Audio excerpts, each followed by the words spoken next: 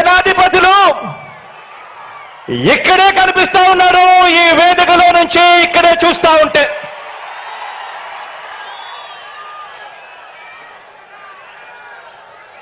సైన్యం కనిపిస్తా ఉంటే అక్కడ కౌరవ సైన్యం ఉంది. వారి సైన్యంలో దుష్ట చతుష్ట గజదంగల ముఠా ఉంది. వాళ్లకు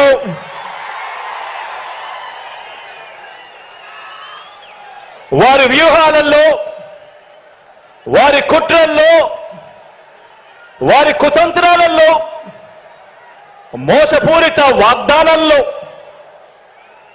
వెన్నుపోట్లు, పొత్తులు, ఎత్తులు, పద్మవ్యూహం కనిపిస్తా ఉంది అక్కడ. కానీ పద్మవ్యూహంలో చిక్కుకొని వారి బాణాలకు బలైపోవడానికి ఇక్కడ ఉన్నది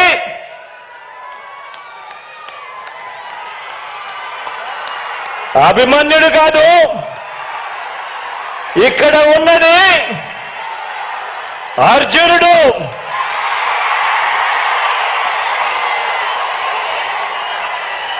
ఆ అర్జునుడికి తోడు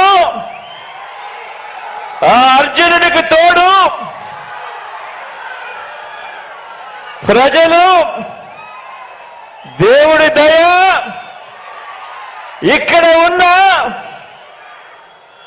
నా అన్నదమ్ములు, నా అక్క చెల్లెమ్మలందరూ,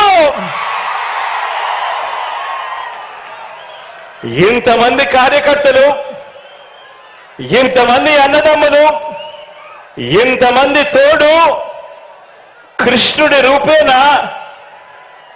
మీ అర్జునుడికి, మీ బిడ్డకు ఇంతటి అండదండలిస్తా ఉన్న పరిస్థితులు ఇక్కడ ఉన్నాయి. కాబట్టి మీ బిడ్డ భయపడడు,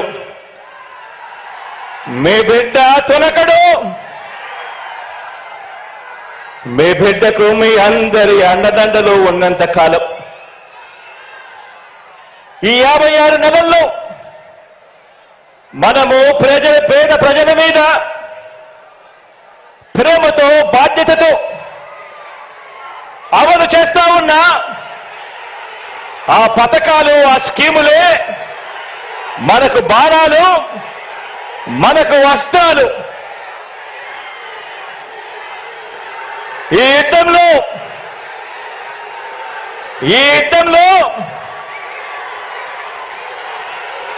175కు 175 టార్గెట్. 175కు 175 వైఎస్ఆర్ కాంగ్రెస్ పార్టీ టార్గెట్.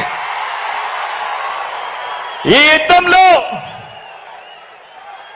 వైఎస్ఆర్ కాంగ్రెస్ పార్టీ గెలిపే లక్ష్యంగా దేవుడి దయ. మనం ప్రతి ఇంటికి, మనం ప్రతి ఊరికి, మనం ప్రతి ప్రాంతానికి చేసిన మంచి వల్ల చంద్రబాబుతో సహా అంతా కూడా ఓడాల్సిందే అని చెప్పి కూడా ఈ సందర్భంగా చెప్పడానికి గర్వపడతా ఉన్నా.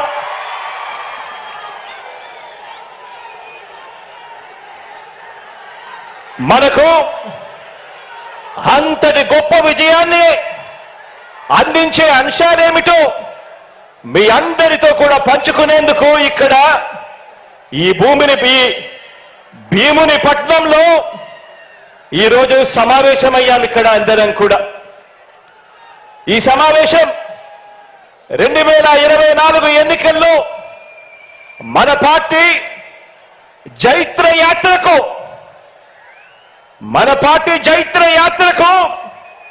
మరో 25 ఏళ్ల పాటు మన సంక్షేమ అభివృద్ధి పాలన కొనసాగింపునకు సన్నాహక సమావేశం ఈరోజు ఇక్కడ ఈ భీముని పట్నంలో జరుగుతా ఉంది. ఈ సమావేశం మన పార్టీని భుజాన మోస్తా ఉన్న కార్యకర్తలు, లీడర్లకు, ఆత్మీయులకు మరింత ఆత్మవిశ్వాసం నింపే సమావేశం ఈ రోజు ఈ భీముని పట్నంలో జరుగుతా ఉంది. ఈ సమావేశం మేనిఫెస్టో ద్వారా మనం ఇచ్చిన ప్రతి మాట అధికారంలోకి వచ్చిన